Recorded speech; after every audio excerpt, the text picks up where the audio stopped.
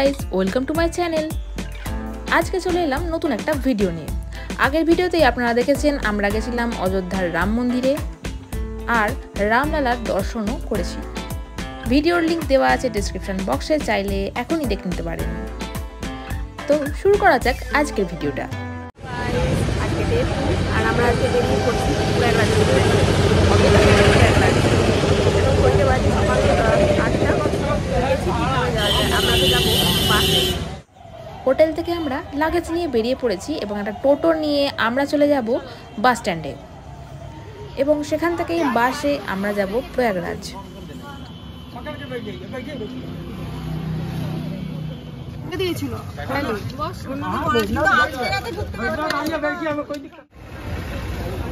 চলে এসেছি আমরা বাস স্ট্যান্ডে।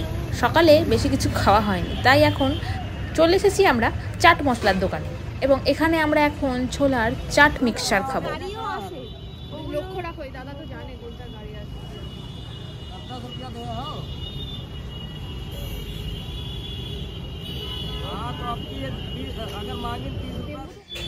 এই যে তৈরি হয়ে গেছে আমাদের অঙ্কুরিত ছোলা এবং স্প্রাউটের চাট। বিভিন্ন রকমের সবজি দিয়ে তৈরি করা হয়েছে, এটা খেতেও জাস্ট অসাধারণ ছিল। এরপরে আমরা উঠে পড়েছি প্রয়াগরাজের বাসে। কন্ডাক্টরের কাছ থেকে খবর নিয়ে জানতে পারলাম মোটামুটি 5-5.5 ঘন্টা টাইম লাগে এখান থেকে প্রয়াগরাজ যাওয়ার জন্য, যদি কোনো জ্যাম না হয়। আর মহাকুম্ভ মেলার সময় যে জ্যাম হবে না এটা ভাবা ভুল, তাই এই জার্নিতে কখন শেষ হবে আমরা নিজেরাও জানি না। বাজছে তখন দুপুর 2টো। আমাদের বাস থামালো একটা ধাবার সামনে এবং সেখানে সবাই আমরা লাঞ্চ সারবো।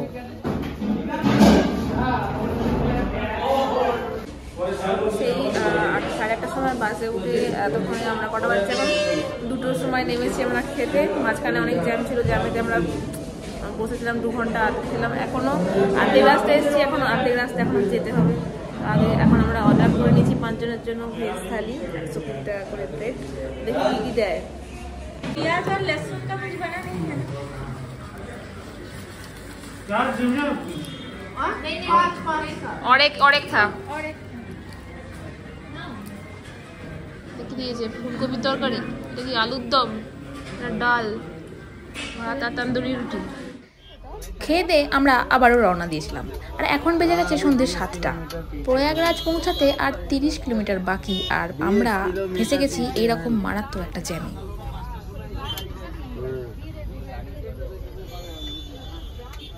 সকাল 8টায় আমরা উঠেছিলাম বাসে, এখন রাত 8টা বেজে গেছে। পিছনের অবস্থা দেখতে পাচ্ছেন, এমন জ্যাম। আমাদের অবস্থা খুব খারাপ। অবশেষে রাত 11:30টার সময় আমরা নেমে পড়েছিলাম প্রয়াগরাজ।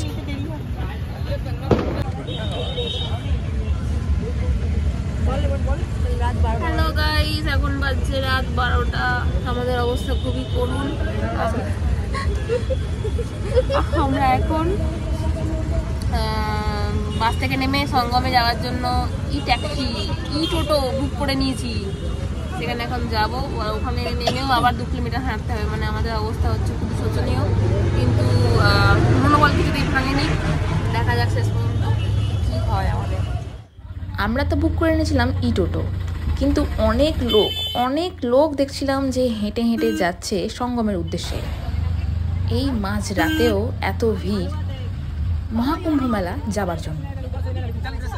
প্রায় 10-15 মিনিট পর আমরা পৌঁছে গেছি মহাকুম্ভ মেলা প্রাঙ্গণের সামনে। চারিদিকে আলোয় আলো।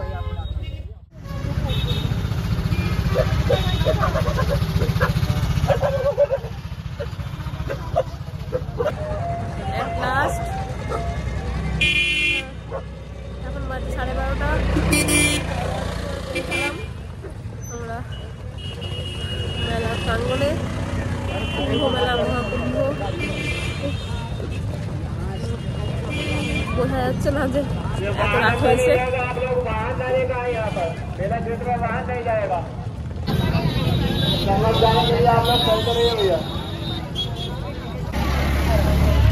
সামনে এবং চারিদিকে দেখতেই পাচ্ছেন এত লোকের ভিড় যে রাত 12:30-1টা বাজছে, বোঝাই যাচ্ছে না। এখন আমরা যাচ্ছি ত্রিবেণী সঙ্গম ঘাটে।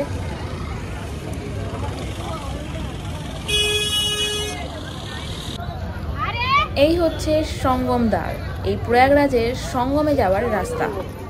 ত্রিবেণী সঙ্গমে গিয়ে স্নান ছাড়া হবে।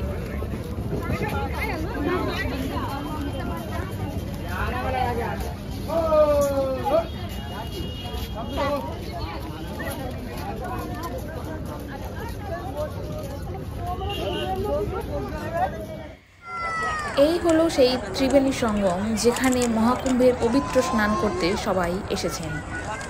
এই হলো সেই জায়গা। পবিত্র স্নান করতে এসে দেখা যাচ্ছে যে এত নোংরা এই জায়গাটা, আর জলটাও এতটাই নোংরা যে স্নানযোগ্য তো নয়। তবুও হাজার হাজার পুণ্যার্থী এখানেই স্নান সেরে বাড়ি ফিরছে, আর তার মধ্যে আমরাও ব্যতিক্রম নই। সেই রাত 1টার সময় ঈশিতা, ইপসিতা আর ডোনাদি চলে গেছিল মহাকুম্ভের পবিত্র জলে স্নান সারতে, কিন্তু আমার যাওয়া হয়নি, যেহেতু আমার শরীরটা খুবই খারাপ ছিল, আর এই সময় স্নান করলে তাহলে আরও শরীর খারাপ হতো।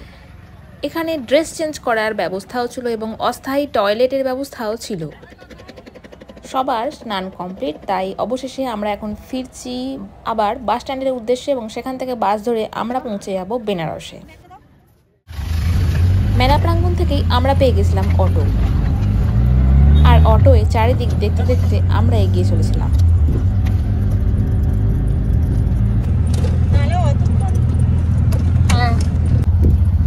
সব আখাড়াগুলো খালি হয়ে গেছে, সাধুরা অনেক আগেই চলে যাচ্ছে। অত ভিড়ে ভালো লাগছে না ভাই, এখনই যা ভিড় দেখতে পাচ্ছিস, মানে চশমারি ফেললো। চশমা পরে নেমেছিলে? শীত পড়ছে প্রচন্ড পরিমাণে। গা গোলাবে পাশে অত আমার কাছে স্টিলের কাটালি আছে। এখন বাজছে ভোর 3টে। প্রয়াগরাজে স্নান করে ফেলেছে ঈশিতা আর ডোনাদি। আমার যেহেতু শরীর খারাপ, সেজন্য আমি করতে পারলাম না। যাব বেনারস। এখন আমরা ধরবো বাস, এখান থেকে প্রয়াগরাজ থেকে বেনারসের বাস ধরবো। হেঁটে হেঁটে আমরা চলে এসেছি বাস স্ট্যান্ডে, আর এই যে এই বাস, এতেই আমরা যাব বেনারস। এখন ছাড়লে মোটামুটি সকাল 9টা-10টার মধ্যে আমরা পৌঁছে যাব বেনারসে।